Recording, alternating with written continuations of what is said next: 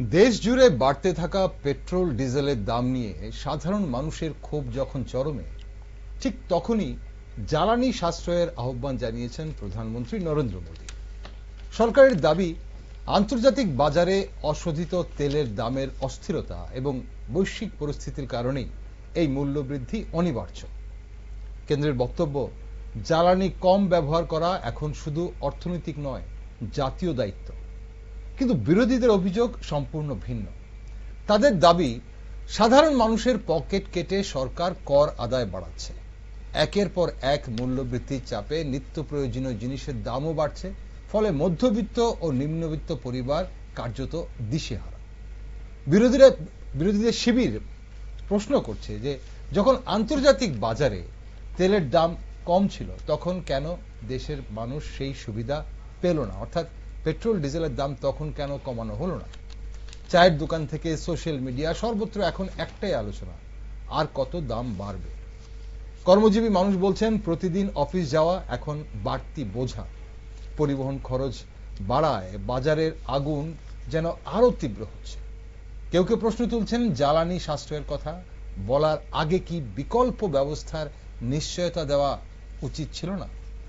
সাধারণ মানুষের মনে এখন সবচেয়ে বড় প্রশ্ন, এই মূল্যবৃদ্ধির শেষ কোথায়? সরকার কি কর কমাবে, নাকি আগামী দিনে আরো বাড়বে চাপ? নমস্কার, আমি দীপেন, আর আপনারা দেখছেন নিউজ ভ্যানগার্ড। দেশবাসীর কাছে প্রধানমন্ত্রীর আবেদন ও তার প্রভাব নিয়ে একটি গুরুত্বপূর্ণ আলোচনায় আজ আমার সাথে রয়েছেন প্রদেশ বিজেপির সহসভানেত্রী পাপিয়া দত্ত। দিদি, স্বাগত আপনাকে অনুষ্ঠানে। দিদি, প্রধানমন্ত্রী যখন জ্বালানি সাশ্রয়ের আহ্বান জানাচ্ছেন, তখন সাধারণ মানুষের প্রশ্ন তুলছেন, সাধারণ মানুষ যে সাশ্রয় করব কিভাবে, যখন প্রতিদিনই দাম বাড়ছে, পেট্রোলের দাম বাড়ছে এবং তার সঙ্গে তার আগে থেকেই বিভিন্ন নিত্য প্রয়োজনীয় যে জিনিস তার দাম বাড়ছে। তো সাধারণ মানুষের স্বস্তি কিভাবে হবে বলে মনে করেন? দেখুন, আচার্য চাণক্য একটি কথা বলে গেছেন যে সংকট যখন আসন্ন, সংকট যখন আসবে মনে হয়, তার প্রিকুয়েশন, আমরা বলি না বাংলায়, ইংরেজিতে একটি কথা আছে যে প্রিকুয়েশন ইজ বেটার দেন কিউর, সেটা বুদ্ধিমত্তার কাজ। সেই জায়গা থেকে আজ আমি দু একটি কথা বলা আমি শুরু করতে চাই। আমাদের যশস্বী প্রধানমন্ত্রী নরেন্দ্র মোদীজি এই যুদ্ধের প্রায় বলা যায় ৭৫তম দিনে আমরা দেখলাম খুব হঠাৎ করে উনি, এটাকে বলা যায় একটা আর্জেন্ট যাত্রা উনি করলেন, বিদেশও গেলেন। সেটা নিয়েও অনেক যারা বিরোধিতা যারা করতে চান তারা করেছেন। এর উত্তরে আমি একটু পরবর্তী সময়ে আসব। আমাদের প্রধানমন্ত্রী জাতির উদ্দেশ্যে কিছুদিন আগে প্রথম হায়দ্রাবাদ, তার পরবর্তী সময় গুজরাট থেকে উনি জাতির উদ্দেশ্যে কিছু উনি নির্দেশ আমি বলবো না, কিছু অনুরোধ বলতে পারি, উনি করেছেন, জাতির উদ্দেশ্যে করেছেন। এবং সেটা প্রথম হলো, আমরা যেন আমাদের যে ঊর্জা শক্তি অর্থাৎ পেট্রোল এবং ডিজেলের ব্যবহার যেন আমরা কম করি। দ্বিতীয়ত, আগামী 1 বছর গোল্ড সেটা যেন আমরা ক্রয় কম করি বা না করি। বিদেশ যে ফরেন টোর থেকে যেন আমরা বিরত থাকি। এবং কেমিক্যাল, বিশেষ করে কৃষি কাজের ক্ষেত্রে কৃষি যে কেমিক্যাল ফার্টিলাইজার, যেটা রাসায়নিক সার, সেটার ব্যবহার যেন আমরা অর্ধেক করি। এবং বিভিন্ন যেমন বিদেশ টোরের ক্ষেত্রে যেমন কিছু আছে ডেস্টিনেশন ওয়েডিং, যেটা আজকাল চলে, মানুষ বিয়ে ফরেন কান্ট্রিতে গিয়ে বিয়ে করা, সেটা থেকেও যেন আমরা নিজেদের দূরে রাখি। এরকম বিভিন্ন দিক দিয়ে উনি বিশেষ করে 60টি বলা যায়, আমরা কুকিং অয়েল, রান্নার তেলের ব্যবহার, ভোজ্য তেলের ব্যবহার, এটা অনেক আগে উনি একবার আমার মনে আছে মন কি বাতে উনি সেটা করেছিলেন যে না, আমরা সুস্থ থাকার জন্য সেটা খুব অনিবার্য আজকের দিনে। কুকিং অয়েলের ব্যবহারটা যেন আমরা অর্ধেক করি, এরকম ভাবে 60টি উপদেশ উনি বলা যায় উনি জাতির উদ্দেশ্যে করেছেন। ওয়ার্ক ফ্রম হোমের কথা বলেছেন। ওয়ার্ক ফ্রম হোমের কথা আসলে আমরা, আমাদের একটু মনে হয় যেন কিছু স্মৃতি, কোভিড পিরিয়ডের কিছু স্মৃতি আমরা আমাদের মাঝখানে চলে আসে, যে লকডাউন, আইসোলেশন, মানে এ ধরনের বিভিন্ন আমরা দেখেছি। আসলে আমাদের ভারতবর্ষের যশস্বী প্রধানমন্ত্রীজির ভারতবর্ষের কাছে, ভারতবাসীর কাছে যে ওনার রেসপেক্ট কতটা, আমরা তখন কিন্তু দেখেছিলাম যে ওনার একটা আহ্বানে কিন্তু তখন জনতা কারফিউ কিন্তু গভর্নমেন্ট থেকে বলবো না, সেটা সরকারি কোন রকম নির্দেশ ছাড়া মানুষ, দেশের নাগরিক নিজেদের ঘরবন্দি করা প্রধানমন্ত্রী নরেন্দ্র মোদীজির এক আহ্বানে উনি তখন বলেছিলেন। আমার মনে এখন এগুলো আসলে মনে হচ্ছে, কারণ এখন লকডাউন না, তখন হয়তো আমাদের জীবন সংকটে ছিল, আর আজকের দিনে বলা যায় যে হয়তো আমাদের পকেট সংকটে, সেটাই পার্থক্য। তখন জীবন সংকটে ছিল। আমরা দেখেছি তখন উনি যখন বলেছিলেন কোভিড ওয়ারিয়র যারা, তাদেরকে শঙ্খধ্বনি উলুধ্বনি দিয়ে স্বাগত জানাবার জন্য গোটা জাতি নয়, গোটা আমরা বিশ্বেও দেখেছি, ভারতবর্ষের বাইরেও প্রধানমন্ত্রী নরেন্দ্র মোদীজির সেই আহ্বানকে সাড়া দিতে আমরা দেখেছি। দেখো এখানে খুব ছোট করে আমি বিষয়গুলো আমি বলবো যে আজকের দিনে প্রশ্ন হলো আমাদের দেশে, আমি যদি যুদ্ধ সময়টা ধরি, সম্ভবত সেটা 28 ফেব্রুয়ারি ছিল, সেই সময় থেকে আজকের দিন পর্যন্ত যদি আমরা গোটা বিশ্বের পরিস্থিতি দেখি, সেই তুলনায় যদি ভারতবর্ষের পরিস্থিতি দেখি, সেটাও আমাদের আজকের দিনে আলোচনা করতে হবে। আর বিরোধীরা যখন কণ্ঠস্বর যখন উঁচু করতে চাইছেন, তাদেরকেও অতীত আমাদের দেখাতে হবে, অতীতের স্থিতি কি ছিল ভারতবর্ষে সেটাও দেখাতে হবে। এবং পেট্রোল ডিজেল, আমি যখন গোটা বিশ্বের তুলনায় আজকে ভারতবর্ষে, দেখো ভারতবর্ষের মধ্যে আমি কিছু, আমাদের গোটা বিশ্বের মধ্যে কিছু কান্ট্রির আমি কিছু উদাহরণ দিচ্ছি। আজ এত বড় একটি যুদ্ধ, আজকে ডলারের তুলনায় যখন টাকার যখন ভ্যালুটা একটু পতন হলো, বিরোধীরা বলতে চাইছেন যে ভারতবর্ষের অর্থ ব্যবস্থা খারাপ। আসলে এগুলি আজকের দিনে আমার মনে হয় তারা হয়তো তাদের কাছে কিছু তথ্য রাখেন না, বা বিরোধিতার জন্য তারা বিরোধিতা করতে চাইছেন। আমি কিছু তথ্য বলি যে ইরান যুদ্ধ যখন শুরু হয়েছিল, ভারত দেশের মধ্যে, গোটা দেশের মধ্যে যত বিকশিত দেশ রয়েছে অর্থনৈতিকভাবে, সেই দেশগুলোর মধ্যে আমি প্রথম নামটা নিশ্চিতভাবে আমেরিকার নেব, যে দেশ অলরেডি তারা তেল উৎপাদন করে থাকে। আমেরিকায় কিন্তু গোটা বিশ্বের মধ্যে সবচেয়ে বেশি তেল প্রোডাকশনও করে থাকে। কিন্তু সে আজকের দিনে সেখানে যদি পেট্রোলের দাম আমি বলি 1115 টাকা, আমি সেটা ডলারে নয়, আমি সেটা টাকার হিসেবে বলছি, অর্থাৎ সেটা 51.4% সেখানে বেড়েছে। ব্রিটেনে যদি বলি, সেটা আজকের দিনে সেখানে প্রায় পেট্রোল প্রায় 195 প্রতি লিটার, অর্থাৎ সেখানে 22% সেটা বেড়েছে। ফ্রান্স যদি আমি যাই, সেখানে 200 টাকা প্রতি লিটার, অর্থাৎ সেখানে 25% বেড়েছে। আমি যদি জাপান যাই, সেখানে 160 টাকা প্রতি লিটার, সেখানে আজকের দিনে পেট্রোল সেটা 30 থেকে 35% সেখানে বেড়েছে। জার্মানিতে 205 টাকা প্রতি লিটার, যেখানে 27% সেখানে বেড়েছে।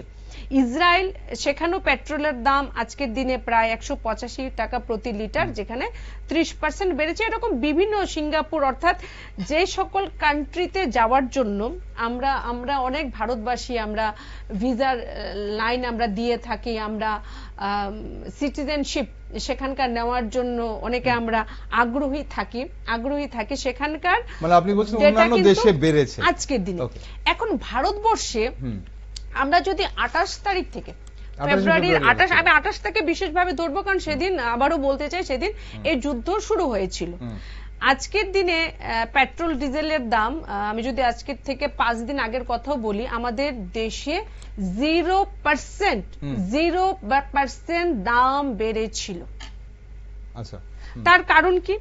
তার পেছনে নিশ্চিতভাবে একটি দেশের আজকে অর্থ ব্যবস্থা খারাপ বলে কিন্তু আমাদের যে টাকার যে পতন হচ্ছে সেটা নয়, সেটা আমাদের ইউপিএ এর সময় দেখতে হবে। আজকে যদি ইউপিএ এবং আমাদের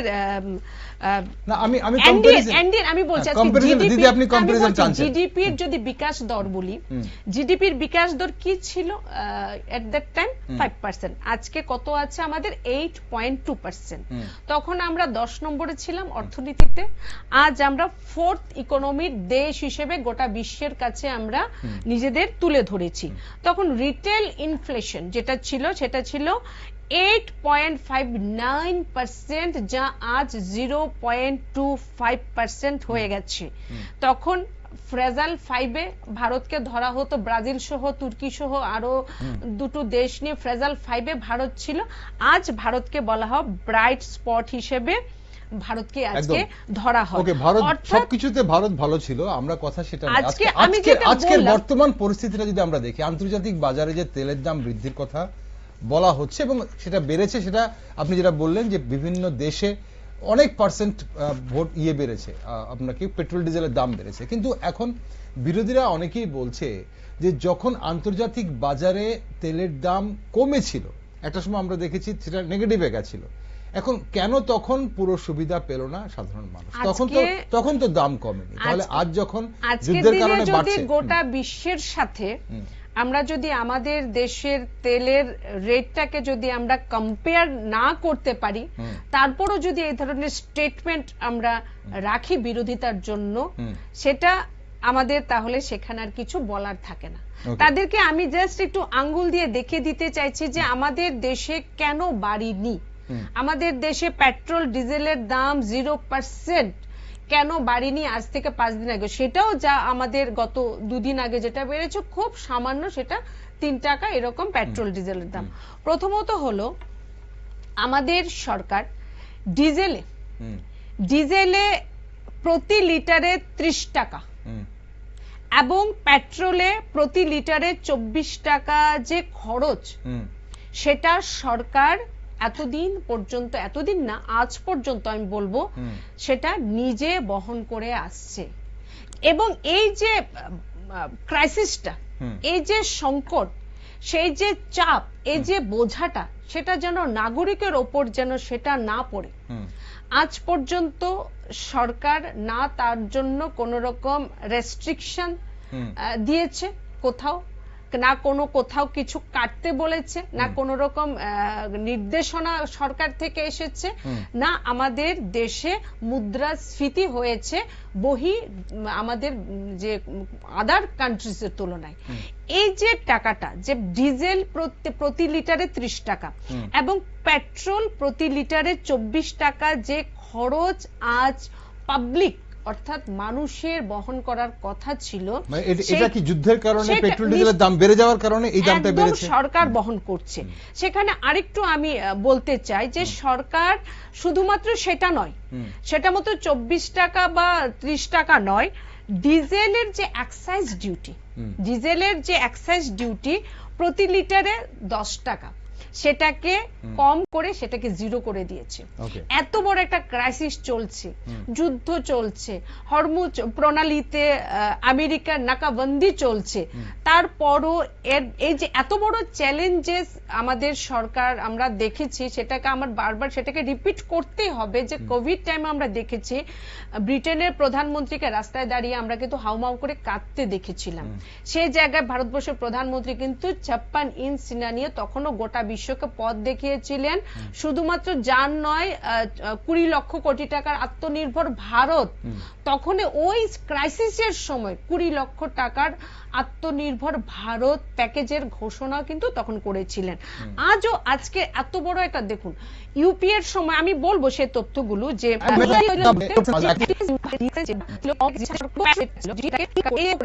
পেছনে উদ্দেশ্য হলো যে দেশের মানুষের ওপর যেন তখন কম ছিল না, তখন পেট্রোলের দাম তখন কম করা হয়নি কংগ্রেসের সময়। আজকে 2014 কংগ্রেস যখন দেশ থেকে গেছে, কংগ্রেস যখন শেষকাল ছিল, তখন আমাদের দেশে পেট্রোলের ডিজেলের দাম কি রকম ছিল? আজকে ইন্দিরাজির সময় আমার কাছে তথ্য আছে, রাজীবজির সময়, এগুলো কিন্তু এরকম নয় যে আমি বানিয়ে লিখে নিয়ে এসেছি। এখন কংগ্রেস তো বলছে 2014 সালে 58 টাকা ছিল পেট্রোলের দাম, সেই পেট্রোল এখন 100 টাকার উপর হয়ে গেছে। কংগ্রেস সেটাই বলছে এখন। না, 58 টাকা ছিল না। দেখুন আজকে তাহলে আমরা যখন ছোট ছিলাম, তখন আমরা যখন ছোট ছিলাম, আজকের কথা থেকে যখন আপনি বারবার যখন কংগ্রেসে যাচ্ছেন, দেখুন 25 পয়সা দিয়েও কিন্তু আমরা আইসক্রিম একটা খেয়েছি। আজকে কিন্তু 20 টাকার কমে কিন্তু কার্বনের সঙ্গে কিন্তু টাকারও কিন্তু ভাষা কিন্তু দিনে বুঝতে হবে। আমি বলবো যে দেশভক্তির যে বিষয়টা প্রধানমন্ত্রী জি বারবার বলছেন, দেশভক্তি নিয়ে আমার একটা কথা মনে পড়ছে যে প্যাট্রিয়টিজম যেটা, সেটা একটা গ্রিক শব্দ প্যাট্রিক থেকে এসছে, যার অর্থ হলো পিতৃভূমি। সেটাই পরবর্তীকালে প্যাট্রিয়টিজম এগুলোতে রূপান্তরিত হয়েছে, যা ইউরোপে বেশ লোকপ্রিয়তাও তখন পেয়েছিল, জনপ্রিয়তা পেয়েছিল। এটা নিয়ে বিরোধীদের কিন্তু বক্তব্য রয়েছে যে প্যাট্রিয়টিজম কি শুধু সাধারণ মানুষ দেখাবে? নিশ্চয়ই না। আমি একটা কথা বলি, আমাদের দেশে যখন চ্যালেঞ্জ আসে না, আজকে ইসরায়েল আমাদের সামনে সবচেয়ে বড় একটা জ্বলন্ত উদাহরণ। ইসরায়েল এবং ইরান যদি বলি, আজকে আমেরিকা বিলিয়ন বিলিয়ন ডলার কিন্তু ধ্বংস হয়ে যাচ্ছে, যুদ্ধের পেছনে ধ্বংস হয়ে গেছে।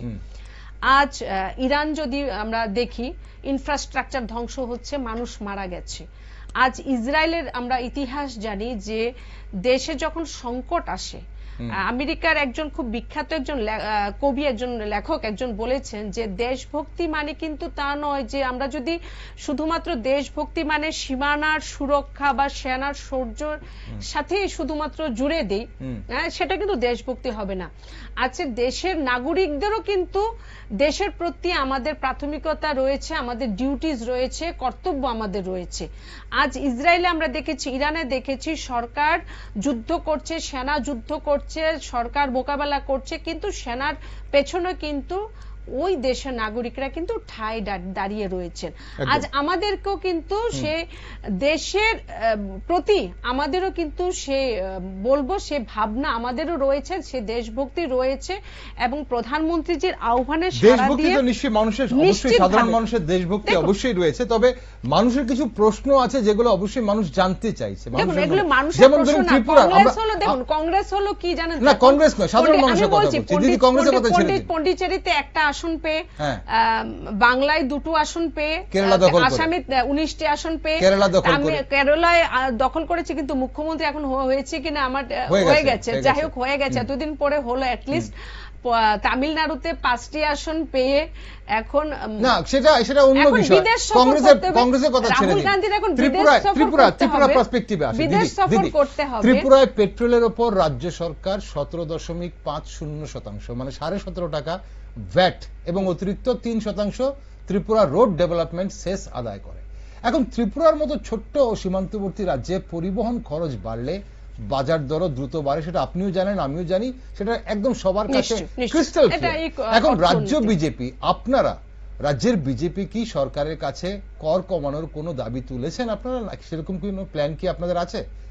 দেখুন, আমাদের রাজ্যে এখন আমি বলবো যে বিশ্বস্তরে যে ব্যবস্থা এখন তৈরি হয়েছে, যে সংকট তৈরি হয়েছে, এই জায়গার সঙ্গে মোকাবেলা করতে গিয়ে কিন্তু আমাদের যে 3 টাকা, যা 5 দিন আগেও যা 0% ছিল, সে 3 টাকা বৃদ্ধি হয়েছে, যা গোটা বিশ্বের বিভিন্ন কান্ট্রির তুলনায় অনেক কম। আমি বলছি, আমরা যদি এই পরিস্থিতিতে আমরা দেখি, আমার প্রধানমন্ত্রী নরেন্দ্র মোদীজি কিছুদিন আগে যখন আমেরিকা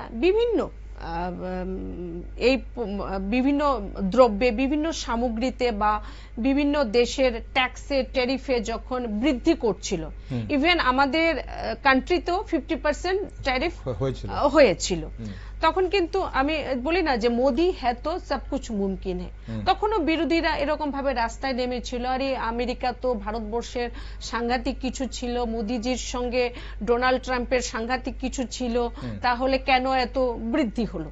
তো আমাদের মোদিজি ভারতবর্ষের প্রধানমন্ত্রী, আমরা প্রথম 14 থেকে যদি দেখে আসি, সংকটকেও কিভাবে সুযোগে পরিণত করা যায় সেটা কিন্তু ওনার কাছ থেকে শিখতে হবে।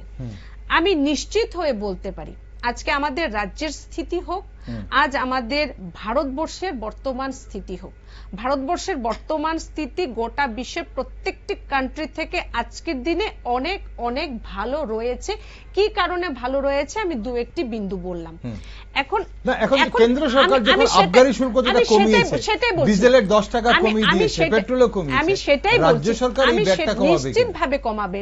আমি নিশ্চিত বলছি, দেখুন অর্থনৈতিক স্থিতিশীলতার জন্য সরকারকে অনেক সময় কিছু কঠিন সিদ্ধান্ত নিতে হয়, আবার যখন সেই স্থিতিশীল অবস্থায় যখন সরকার চলে আসে, কোন সরকার আমার মনে হয় চায় না এক সময় মনমোহন সিংজি যখন পেট্রোলের দাম বৃদ্ধি হয়েছিল, টাকা যখন ডলারের তুলনায় পড়ে যাচ্ছিল, মনমোহন সিংজি একজন প্রধানমন্ত্রী হয়ে ওপেন টিভির পর্দায় বলেছিলেন যে টাকা গাছে ধরে না। ঠিক আছে, টাকা গাছে ধরে না, সেটা কিন্তু উনি ওপেনলি বলেছিলেন।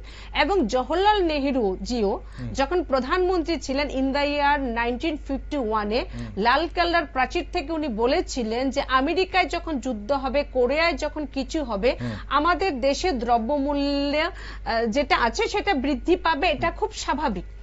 আমি সেটা আগে দেখুন, আগে সরকারের দাম বেড়েছিল এই যুক্তি দিচ্ছেন, তাহলে কি মানুষ ধরে নেবে যে সরকার বদলালেও জ্বালানির দামের রাজনীতি একই রয়ে যাবে? জ্বালানির দাম কোথায় বাড়লো? না, জ্বালানির দাম নিয়ে যে রাজনীতিটা সেটা একই রয়ে যাবে। না, মানুষ তো কংগ্রেসকে তো মানে আপনার কংগ্রেসকে বাদ দিয়ে তো বিজেপি সরকারকে এনেছে। দাম কোথায় বাড়লো? দাম তো বাড়েনি। আচ্ছা, দাম তো 3 টাকা, যেটা 5 দিন আগে 3 দিন আগে যেটা বাড়লো সেটা একটা মিনিমাম। আজকে দেখুন প্রধানমন্ত্রী নরেন্দ্র মোদী, দেখুন আমাদের মতো রাজ্যে দাম বাড়ার আগেই প্যানিক সেলিং কিন্তু আগে থেকে তৈরি করে নেওয়া হয়েছে। দাম বাড়ার আগে আমি সেটাই আমার অবাক লাগছে, সেই জায়গাটা আপনারা কিভাবে দেখছেন? এবং আমার সেটাই অবাক লাগছে যে দেখুন সরকার বলছে তেল আছে, তেল মজুদ রয়েছে, এদিকে আবার প্রধানমন্ত্রী বলছেন যে সাশ্রয় করতে হবে, এদিক থেকে আবার আমরা যখন দেখছি মানুষ পেট্রোল পাম্পে যাচ্ছে, মানুষ পেট্রোল পাম্প বলছে তেল নেই, তো মানুষের প্যানিক হওয়াটা তো স্বাভাবিক। আপনারা দল হিসেবে মানুষকে কি বার্তা দিচ্ছেন? সরকার বলছে, দেখুন সরকার, মানুষকে এখন বুঝতে হবে আমি কি সরকারের কথা শুনবো না পেট্রোল পাম্পের কথা শুনবো। আজ সরকার বলছে আমার কাছে সাফিসিয়েন্ট, আমার কাছে পেট্রোল আছে, আমার কাছে ডিজেল আছে, আমার কাছে এলপিজি আছে। সরকারের কাছে 60 দিনের সাফিসিয়েন্ট পেট্রোল ডিজেল আছে, 45 দিনের এলপিজি এখন পর্যন্ত সাফিসিয়েন্ট আমাদের কাছে আছে। এখন তারপরও বিরোধীরা যদি মনে করে যে একটা প্যানিক সৃষ্টি করবেন, একটা পেট্রোল পাম্পের দরজায় গিয়ে আমরা লাইন ধরবো, যেমন ধরুন আমিও তো গাড়ি চড়ি, কিন্তু আজ পর্যন্ত কিন্তু আমি গিয়ে পেট্রোল আমার যেভাবে আমি পেট্রোল আগে থেকে আমি যেরকম ভাবে পেট্রোল আমি ব্যবহার করতাম সেভাবে কিন্তু আমি ব্যবহার করছি, বরং হ্যাঁ চেষ্টা করছি যেন কম করা যায়। আজকে দেখুন আমার কাছে সেটাও কিন্তু ঠিক না, আমার কাছে সাফিসিয়েন্ট আছে বলে আমি ব্যবহারটা সেভাবে করব, সেটা কিন্তু ঠিক নয়। আমার কাছে সাফিসিয়েন্ট আছে, যে কোনো সময়, শুধু আজকের সময় না, যে কোনো সময় সাশ্রয় করাটা উচিত, আমাদের এটা দায়িত্ব, সেটা আমাদের নিজের জন্য হোক দেশের জন্য। আজকে প্রধানমন্ত্রী নরেন্দ্র মোদীজি, আমি যেটা বললাম যে সুযোগ কে কিভাবে উনি সংকটকে কিভাবে সুযোগে উনি পরিণত করেছেন। আজকে যখন উনি যে সাডেন বলবো যেটা আর্জেন্ট, যেটা উনি 4 দেশ সফর করলেন, তো এখন দেখুন বিরোধীদের, আমার যদি আজকে এখানে বসে বিরোধীরা কি বলছেন সেই জায়গায় যদি আমি যাই, তাহলে আমি কিন্তু সেই সত্যটা মানুষের কাছে তুলে ধরতে পারবো না। আজ বিরোধীরা রাজনীতি করার জন্য বলছেন, বিরোধীরা সত্যকে মিথ্যে বানানোর জন্য, সে 2014 সালে কি হয়েছিল, 2015 সালে কি ঘটনা হয়েছিল সেটা উনি তারা তুলে ধরতে চাইছেন। সেটা রাজপথে তাদের মিছিল করার জন্য একটা হাতিয়ার চাই, তাই তারা 3 টাকা নিয়ে আজকে রাস্তায় নেমে গেছেন।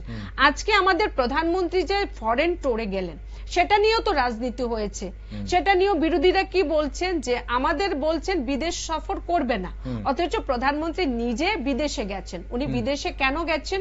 বিদেশে উনি এই কারণে গেছেন, আর দেখুন আমরা বিদেশে উনি যাওয়ার লাভ কি হয়েছে আমি আজকে এখানে বসে আপনাকে চ্যালেঞ্জ করে বলছি, গ্যারান্টি দিয়ে বলছি, আমি একজন ভারতীয় জনতা পার্টির খুব সাধারণ কার্যকর্তা হিসেবে, যে আগামী 50 বছর আমাদের রাষ্ট্রকে এই যে ঊর্জা, এই যে শক্তি, এই যে পেট্রোল, এই যে ডিজেল, সেটাতে সুরক্ষিত করার জন্য উনি এই 4 দেশ সফর করেছেন, এই যাত্রা উনি করেছেন। আমরা যখন আমি বলছি, আমি একটু শেষ করি, বিরোধীদের বক্তব্যটা বলে দিই। এই যে 4 দেশে যে প্রধানমন্ত্রী গেলেন, এটা অনেক আগেই ঠিক করা ছিল, কারণ প্রধানমন্ত্রীর সফর তো দুদিনে ঠিক করা হয় না। এখন বিরোধীদের বক্তব্য যে এই প্ল্যাটফর্মটা আগেই তৈরি করা ছিল, তার জন্য এই প্ল্যাটফর্মটার জন্য প্রধানমন্ত্রী আগে থেকে আভাস দিলেন। এবং আমি তাহলে বিরোধীর থেকে শুনতে চাই, এই যে প্রধানমন্ত্রী জি গেলেন, এই যে 4 দেশ উনি যাত্রা করলেন, যাত্রা করবেন বলে প্ল্যাটফর্ম তৈরি করেছেন, সবাইকে আহ্বান করেছেন। উনি যাত্রা করবেন বলে কি ইরান আমেরিকা যুদ্ধ লাগিয়েছেন সেটা কি বলতে চাইছেন? আগে থেকে বলেছেন সাশ্রয় করুন, সবার মধ্যে একটা প্যানিক সৃষ্টি হয়েছে, তারপর উনি এখন পেট্রোল তৈরি করেছেন। সাশ্রয়, কুকিং অয়েল সাশ্রয় করা প্রয়োজন, সেটা তো উনি আজ থেকে 1 বছর আগে উনি মন কি বাতে বলেছেন। সাশ্রয় আমাদের করা উচিত।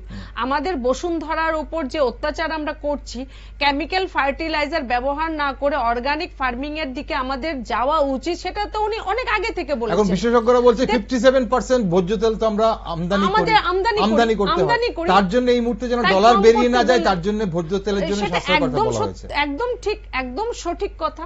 কিন্তু দেখুন আমেরিকা, উনি যে এই যে ইউএই তে উনি গেলেন, আমরা কি পেলাম সেটা কিন্তু বুঝতে হবে।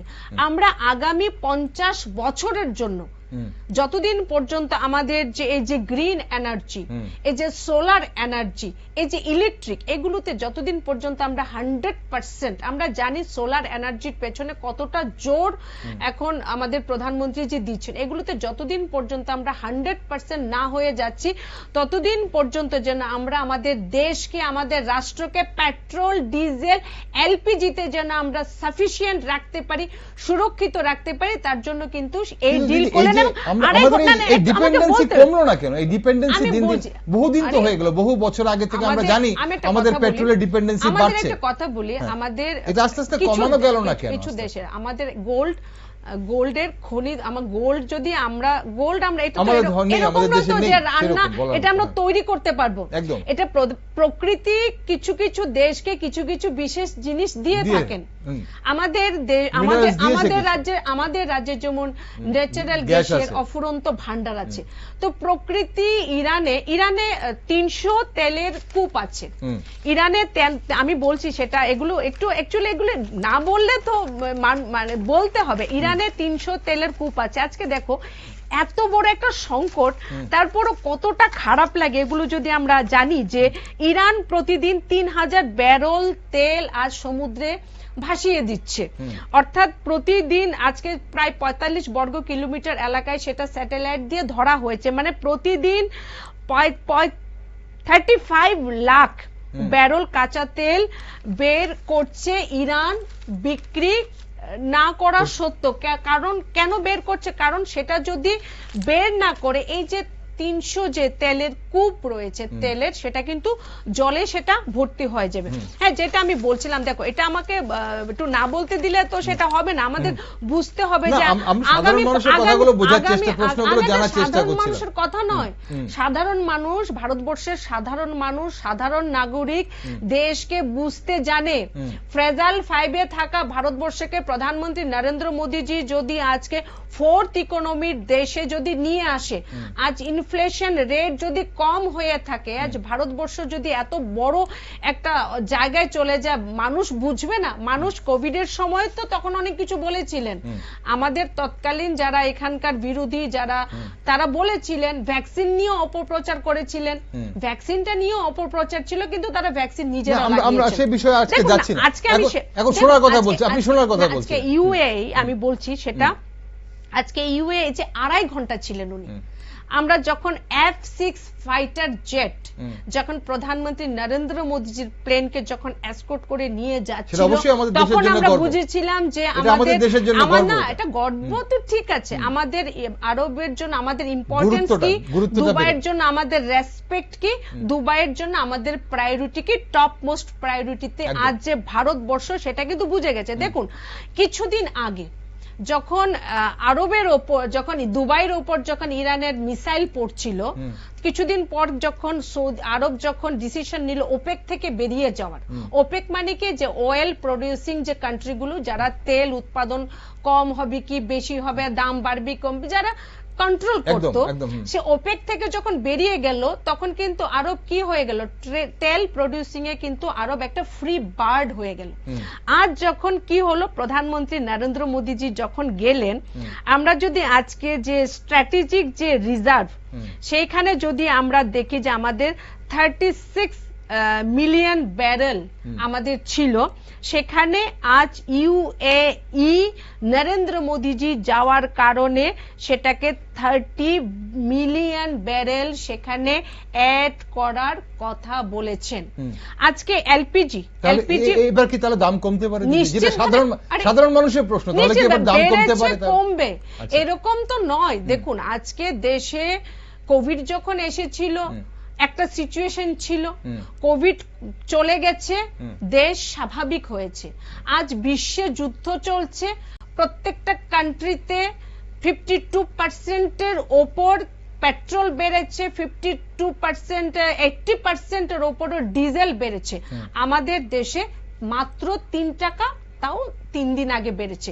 নিশ্চিতভাবে যেটা বেড়েছে শুধু মানে কমবে না, শুধুমাত্র কমবে না, এবং সেটা শুধুমাত্র তা নয়, আজকে 40% যে এলপিজি, এটা বুঝতে হবে 40% এলপিজি আমাদের কোথা থেকে আসে, সেটা ইউএই থেকে আসে।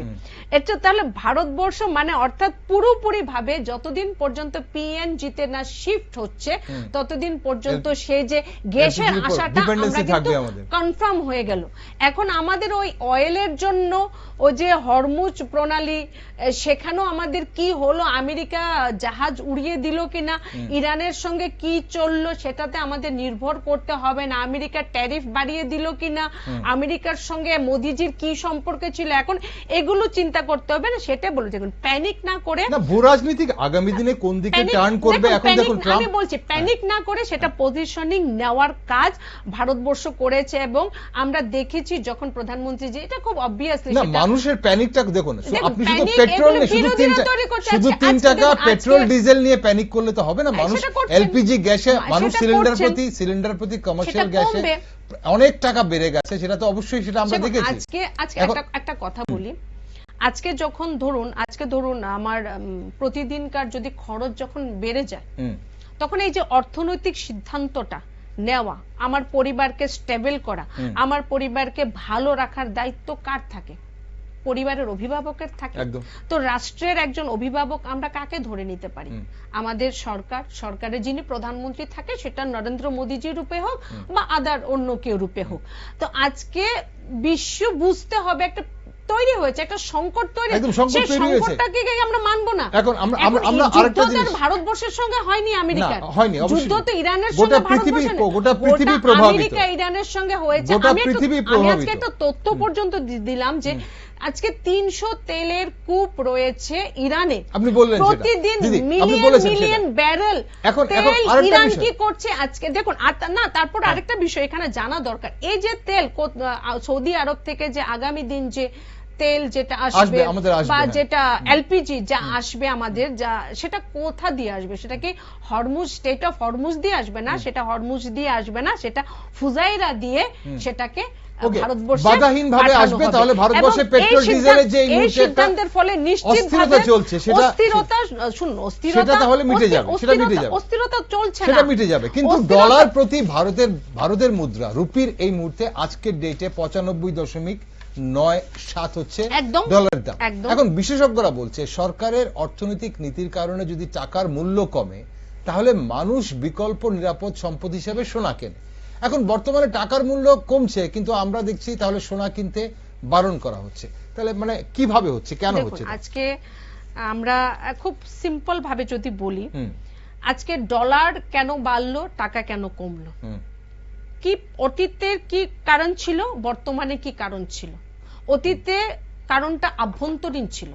অতীতে যতবার, আমার কাছে পুরো তথ্য আছে, আমার জানি না এত অল্প সময়ের মধ্যে আমি পারবো কিনা, কতবার আমাদের দেশে টাকার মান কমেছে সেটা কিন্তু সম্পূর্ণ, এবং 2014 পর্যন্ত প্রায় 52.5% পর্যন্ত টাকার মান কিন্তু বিগত বছরগুলোতে, বিগত যে সরকারের সময় কিন্তু কমেছে। সেই তুলনায় এনডিএ সরকারের যে আজকে 11 বছর, সেই তুলনায় অনেক কম কমেছে। আজকের স্থিতিতে একটু অন্যরকম। আজকে বিশ্ব সংকট এটা আমাদের বুঝতে হবে। ডলার দেখুন, ডলার সেটা ছিল সম্পূর্ণভাবে ইন্টারনাল বিষয় ছিল। Okay. আর আজকের যে টাকার মানটা যেটাই আজকে দিনে কমেছে সেটা কিন্তু পুরোটা কিন্তু একটা আন্তর্জাতিক কারণে কমেছে এবং আন্তর্জাতিক কারণে কমা, যেটা আমি কিছুটা উদাহরণ একটু আগে দিয়েছি, যে অর্থ ব্যবস্থা খারাপ বলে বিরোধীরা কি বলছেন, অর্থ ব্যবস্থা খারাপ তাই ডলার বেড়ে যাচ্ছে, কিন্তু না, আজকের দিনে অর্থ ব্যবস্থা যে আমাদের খারাপ নয় তার কিছু ডেটা আমি প্রথম দিয়েছি, যে আমাদের আজকে রিটেল ইনফ্লেশন কি আছে, আমরা 4th ইকোনমিক কান্ট্রিতে আছি, অর্থাৎ মানে আমাদের অর্থ ব্যবস্থা খারাপ নয়। এখন কিছুটা হলো আমরা প্রত্যেকেই জানি যে না, এই বিশেষজ্ঞরা বলছেন যে প্রধানমন্ত্রীর আহ্বান ডলার বাঁচানোর জন্য, ডলার যেন খরচ না হয় তার জন্য সোনা ক্রয়, বিদেশ ভ্রমণ। কিছুটা কি কারণ হয়েছে, কিছুটা কারণ হয়েছে যে আমেরিকা বিভিন্ন কান্ট্রির উপর ট্যাক্স টেরিফ বাড়িয়ে দিয়েছে। এটা খুব স্বাভাবিক একটা জিনিসে, এটা যদি আমি 10 টাকা দিয়ে ক্রয় করি, সেখানে যখন ট্যাক্স বাড়বে তার জন্য আমাকে একটু বেশি টাকা দিতে হবে। দেখুন, আমরা দেশের মধ্যে যখন কোনো জিনিস যখন আমরা ক্রয় করি, সেটা আমরা ভারতীয় কারেন্সি অর্থাৎ রুপিতে ক্রয় করি, সিম্পল।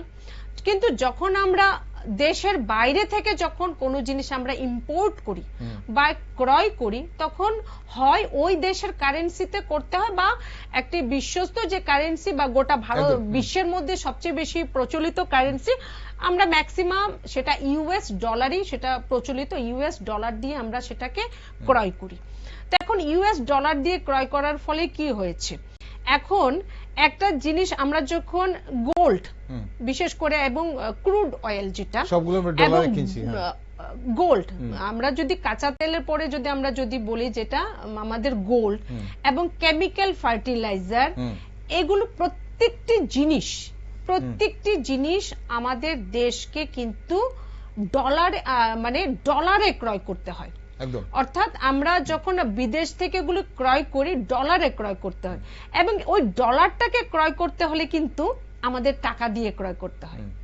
আগে হয়তো $1 দাম, একটা ডলার যদি $1 ক্রয় করতে যদি আমাদের 80 টাকা লাগতো, ধরে নিলাম একটা উদাহরণ, আজকে প্রায় 96 টাকা, হয়তো এটা 100 হিট করতে পারে, আমি বলে দিচ্ছি। তাহলে কি ডলারের ডিমান্ড, সেটা কি হচ্ছে, ডিমান্ড বেড়ে যাচ্ছে। তো ডলারের ডিমান্ড যখন বাড়বে, একটা জিনিসের ডিমান্ড, ধরো এখন একটা মোবাইলের ডিমান্ড হয়তো অনেক বেড়ে গেল, তো খুব অবভিয়াসলি দোকানদাররা কি করবে, সেই জিনিসটার দামটা বাড়িয়ে দেবে। তো আজকে দেশের মানুষকে আমরা প্রত্যেকটা দেখুন, আজকে যদি শুধুমাত্র তখনকার স্বাধীনতার আন্দোলনের কথা যদি আমি বলি, ঘর থেকে বেরিয়ে ভগৎ সিং হোক, সুখদেব হোক, আমাদের ক্ষুদিরাম বসু হোক, নেতাজি সুভাষচন্দ্র বসু যদি ঘরে বসে ভাবতেন যে না, যারা করবে উপর থেকে করবে, আমরা ঘর থেকে, তাহলে দেশ কিন্তু আজকে স্বাধীন হতো না। আজকে কিন্তু আমাদের প্রত্যেক মানুষকে বুঝতে হবে, আজকে ডিমান্ড যখন বাড়ে তখন ডলার বেড়ে যায়। তো ডলারের দামটা যখন বাড়বে, তখন অবভিয়াসলি আমরা যখন গোল্ড আমরা ক্রয় করব, আজকে প্রায় আমার মনে হচ্ছে হয়তো আমরা 5th লার্জেস্ট গোল্ড ইম্পোর্টার, আমরা আমাদের কান্ট্রি, আমরা গোল্ড কম কিনলে ডলারটা কম খরচ হবে এখানে। আমরা যখন গোল্ডটা কম কিনবো, সময় ফুরিয়ে যাচ্ছে দিদি, আমি বলছি আমরা গত বিদেশ যে টোর, আমরা কি রকম বিদেশ টোর করি, আমি বলবো যে আমাদের প্রায় গত 2024-এ 5 লাখ কোটি টাকার গোল্ড আমরা ইম্পোর্ট করেছিলাম, 2025-এ 6.8 লাখ কোটি টাকার, অর্থাৎ একদিনে গোল্ডের পেছনে আমরা 1800 কোটি, অর্থাৎ ঘন্টায় 78 কোটি টাকার গোল্ড আমরা ইম্পোর্ট করছি। আর সেই জায়গায় বিদেশ স্টোরের কথা যদি আমি বলি, 2023 সালে 7,20,000 কোটি টাকার ফরেন স্টোরে, মানে আমরা ওই জায়গায় গিয়ে টাকাটা খরচা করে এসেছি। আমাদের দেশ 3.5 লাখ কোটি মানুষ ফরেন স্টোর করেছে। কেমিক্যাল ফার্টিলাইজারের কথা যদি বলি, প্রায় 1.5 লাখ কোটি টাকার কেমিক্যাল ফার্টিলাইজার আমরা গত বছর আমরা ক্রয় করেছি। তো খুব অবভিয়াসলি আমরা যখন আমাদের এই জিনিসগুলো, যে জিনিসগুলোর জন্য আমাদের বিদেশের উপর খুব অবভিয়াসলি আমাদের নির্ভর করতে হয়। এখন যদি কেউ বলে যে আমরা কেন তেল উৎপাদন করছি না, প্রকৃতি, আমি বলবো এটা কংগ্রেস বা সিপিএম যারা বুঝতে হবে, প্রকৃতি সেটা সবাই সেটা জানে, সবাই আমাদের দর্শক বন্ধুরা জানে। আমার মনে হয় না জানে না বলে একটা প্রশ্ন আপনার কাছে জানে না বলে, আমি যেটা ত্রিপুরার পার্সপেক্টিভে, যে এই যে প্রধানমন্ত্রী ভোজ্য তেল ব্যবহার কম করার কথা বলেছেন। নিশ্চয়ই এটা শরীরের জন্য তো ভালো, অবশ্যই শরীরের জন্য ভালো, আমরা সুস্থ থাকবো একদম। কিন্তু এদিকে দাম বেড়ে যাবে বলে যে প্যানিক সেলিং করা হচ্ছে, এটা নেগেটিভ ন্যারেটিভ তৈরি করা হচ্ছে। এখন অপচয় কমানোর পাশাপাশি ডলারের দাম কমে, এটা আমি বললাম ডলারের দাম বাজারে যেটা করা হচ্ছে সেটা দেখার দায়িত্ব কি সাধারণ মানুষের? আমরা সেটা বলবো না, সেটা সরকার দেখবে একদম। পাশাপাশি অপচয় কমানোর পাশাপাশি বাজারে যে ভোজ্য তেলের দাম নিয়ন্ত্রণ করতে হবে সেটা কার দায়িত্ব, সেটা কে করবে? সরকার দেখবেন। আমাদের খাদ্যমন্ত্রী খুব পরিষ্কার ভাবে, দেখুন আমরা দেখুন মন্ত্রী বলছেন যে কোন রকম ভোজ্য তেল কোনো ক্রাইসিস নেই, কিন্তু বাজারে গেলে বলছে দাম বেড়ে যাবে, নিয়ে নিন, এক্ষুনি কিনে নিন, আপনাদের দাম বেড়ে গেছে। এইগুলোকে কিভাবে সাধারণ মানুষ? আমরা দেখুন এখন আমাকে বলতে হবে যে আমার আবার একটু কোভিডে যেতে হবে। আমরা কোভিডে দেখেছি কিভাবে দোকানে গিয়ে কিভাবে গোলবাজার গিয়ে এই ধরনের কালোবাজারি যারা করবে, এই ধরনের প্যানিক তৈরি করার কিছু নেই। আমি এতটুকুই শেষে বলবো যে আমাদের কাছে, আমি একটু আগে বলেছি যে আমাদের কাছে কি আছে, আমাদের কাছে কি আছে এবং আমরা কত, একদম আপনি খুব সুন্দরভাবে বুঝিয়ে বলেছেন। এবং আমার কথা হচ্ছে প্রত্যেকটা মানুষ, আমি আবারও বলছি, আমি শেষে এতটুকু বলবো যে 60 দিনের ক্রুড অয়েল আমাদের কাছে আছে, 2 মাসের ভান্ডার আমাদের কাছে আছে, আমাদের কাছে এলপিজির স্টক আমাদের কাছে 45 দিনের আছে, এবং ভারতের কাছে আজকের দিনে $703 বিলিয়ন, অর্থাৎ $703 বিলিয়ন, অর্থাৎ 66 লাখ কোটি বিদেশি মুদ্রা ভান্ডার রয়েছে, যা দিয়ে দেশ খুব স্মুথলি তার দেশকে 10 থেকে 11 মাস পর্যন্ত আমাদের সরকার চালাতে পারবেন। তাহলে যে সাধারণ মানুষকে দোকানে গেলে পরে শুনতে হয় যে কেজিতে চালের কেজিতে 5 টাকা বেড়ে গেছে, ভোজ্য তেলে 10 টাকা বেড়ে গেছে, সে কি করবে দিদি সেটা বলে। দেখুন আমি বলবো যে আমাদের সরকার, আমাদের খাদ্যমন্ত্রী খুব পরিষ্কার ভাবে উনিও ক্লারিফিকেশন দিয়েছেন খুব স্পষ্ট। তাহলে কি দপ্তরে গাফিলতি আছে? গাফিলতি নেই। এই ধরনের অভিযোগ মনিটরিংটা কোথায় চলছে? আসে কালো বাজারি যদি হয়, আমরা বিভিন্ন সময় দেখেছি সংকটের সময় কালোবাজারি যারা করতে পারেন, সেটা আমি অস্বীকার করি না, যদি কালোবাজারি হয় সেটা পেট্রোল পাম্পে হোক, সেটা গোল বাজারে হোক, সরকার নিশ্চিতভাবে তাদের বিরুদ্ধে স্ট্রিক্ট অ্যাকশন নেবেন।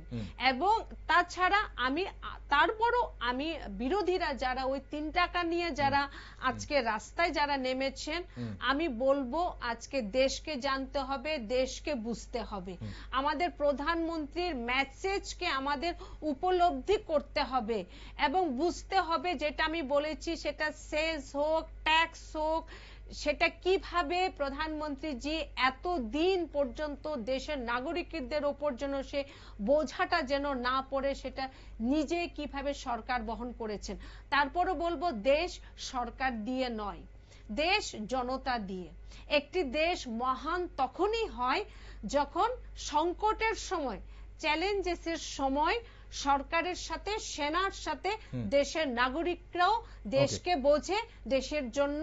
ওকে দিদি, অনুষ্ঠানের সময় ফুরিয়ে গেছে। একটা শেষ প্রশ্ন নয়, সেটা আপনার কাছে, আপনার কি বার্তা থাকবে? কারণ আমরা দেখেছি দুদিন আগেই সরকার থেকে, রাজ্য সরকার থেকে একটি বার্তা দেওয়া হয়েছে 50% গ্রুপ সি গ্রুপ ডি যারা কর্মচারী আছেন তাদেরকে ওয়ার্ক ফ্রম হোমের জন্য করা হয়েছে, কিন্তু অভিযোগ আসছে বিভিন্ন দপ্তরে এই ওয়ার্ক ফ্রম হোম চালু করা হয়নি।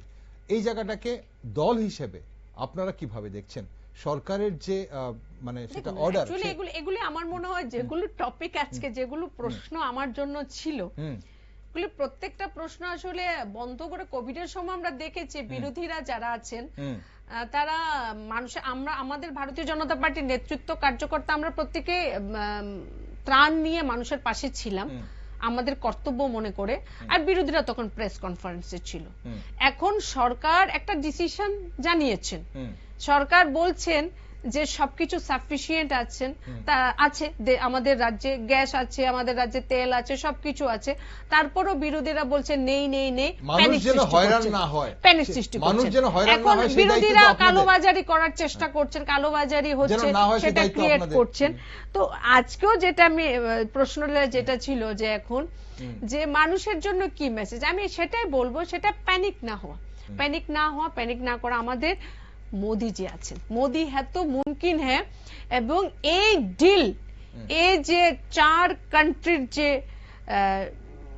ডিলটা ছিল, যে যাত্রাটা ছিল, সেটা ভারতবর্ষের আগামী 50 বছরে ভারতবর্ষকে বিভিন্ন দিক থেকে, সে আমাদের ঊর্জা শক্তি, সেটা যেন আমরা সিকিউর করতে পারি, এলপিজি যেন আমরা মানে একদম সাফিসিয়েন্ট থেকে সাফিসিয়েন্ট যেন করতে পারি, তার জন্য কিন্তু এই যাত্রা ছিল। এবং এটা আমার মনে হয় মোদিজির অনেক বিদেশ সফর আছে, সবচেয়ে উল্লেখযোগ্য এবং সবচেয়ে সফল আমি এই কারণে বলবো কারণ এখন এই যাত্রাটা সংকটের সময় ছিল এবং এই বিষয়গুলো আমাদের স্ট্রিক্টলি আমাদের সরকার দেখবেন। এখন আমাদের সরকার এখানে নিশ্চিতভাবে যখন সবকিছু স্টেবল হয়ে যাবে, আমাদের রাজ্য সরকার আমাদের রাজ্য সরকারও পেট্রোল ডিজেলের ক্ষেত্রে, তাহলে বিরোধীরা যারা বলছেন তারা কেরলে কি করেছিলেন এতদিন, তো কেরলে তাদের সরকার, কেরলে কি তারা কম করেছিলেন?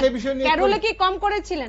বাকি 6টা রাজ্যে, ভারতবর্ষে যদিও 6টা রাজ্যে, এতগুলো রাজ্যের মধ্যে 6টা রাজ্যে কংগ্রেস এবং ইন্ডিয়া অ্যালায়েন্স আছেন, মমতা ব্যানার্জি সরকার এতদিন ছিল, তারা কি এতদিন তাদের রাজ্যে তারা কি কম করতে পেরেছেন? তারা কি ভ্যাট কম করতে পেরেছেন? তাহলে আপনি বলছেন যে এখানে হবে না, ভ্যাট কম হবে না? নিশ্চিতভাবে হবে। স্টেবল যখন সবকিছু যখন ঠিক হবে, পরিস্থিতি স্বাভাবিক হবে, সবকিছু ঠিক হবে এবং সেটা নিশ্চিতভাবে আমাদের সরকার দেখবে। তবে আমি আবারও বলবো, প্যানিক না হওয়া, পজিশনিং নিয়ে দেশকে সুরক্ষিত রাখা। ধন্যবাদ সঙ্গে থাকার জন্য। দর্শক বন্ধুরা, রাজনৈতিক চর্চা যতই চলুক, বাস্তবে ধাক্কা কিন্তু গায়ে লাগছে সাধারণ মানুষের রান্নাঘরে। তাই মতভেদ ভুলে এখন প্রয়োজন সংযম, সহযোগিতা আর দায়িত্বশীলতা। প্রধানমন্ত্রী দেশবাসীর কাছে যে আবেদন জানিয়েছেন, কঠিন সময়ে গুজব নয়, সচেতনতা ও ঐক্যের পথে এগোতে হবে। কারণ শেষ পর্যন্ত রাজনীতির হিসেব নয়, মানুষের স্বস্তি আর সংসারের নিরাপত্তাই সবচেয়ে বড় বিষয়। সঙ্গে থাকুন আর দেশ দুনিয়ার সব নিউজ, আপডেট ও টকশো দেখার জন্য চোখ রাখুন শুধুমাত্র নিউজ ভ্যানগার্ড।